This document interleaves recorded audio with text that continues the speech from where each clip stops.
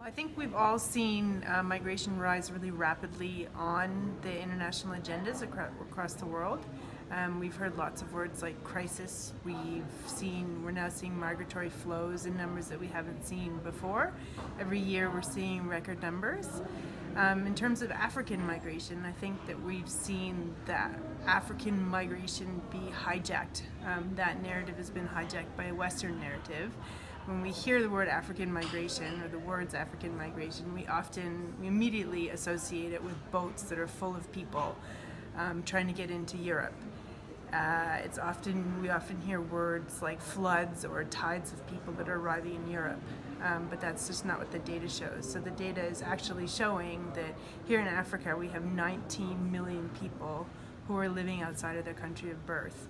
Whereas in the United States, in the year 2017, this surge of people led to 400,000 people, and the surge of asylum seekers led to 168,000 people. So, so really the concept of African migration has been taken over to mean people migrating out of Africa, but the reality is that there's far, far more people migrating within Africa than there is out of Africa.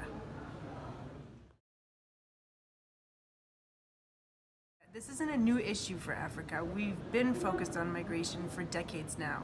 And we don't, as a continent, view migration as a negative thing. We tend to view it as a positive thing. So going back to even 1991, the then Organization for African Unity put into place the 1991 Abuja Treaty, which is about promoting free trade and travel throughout Africa. And this year, we saw in January 2018, we saw the African Union finally adopt is the right word, finally adopt the Free Movement Protocol and its roadmap to implementation. So I think what's really important is that at a time when the world is really, we're seeing people focus on militarizing borders, on restricting offerings to different migrants, on criminalizing the concept of migration, on restricting what people are offering to refugees because they're viewing it as a threat.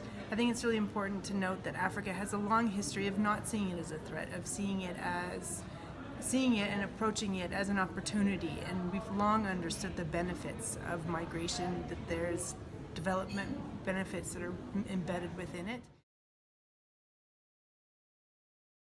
So I think what's really important here is that we keep in mind that the dynamics within Africa are unique. So we have unique population aspects. We are the fastest growing population in the world, and we have, importantly, the fastest youth growing population in the world, which means the fastest growing working population in the world. I think that I think we just need to be clear that if we can't look towards other continents and other countries and other international agencies to come up with solutions that speak specifically to the complexities that are here in Africa. So I think we do definitely need to participate in the global processes and in global narratives and in making sure that we're learning from lessons that have already been learned, but at the same time I think we just can't let that take over. I think it's really important that Africa focuses on national and regional and continental solutions that are progressive and that encourage how we frame migration.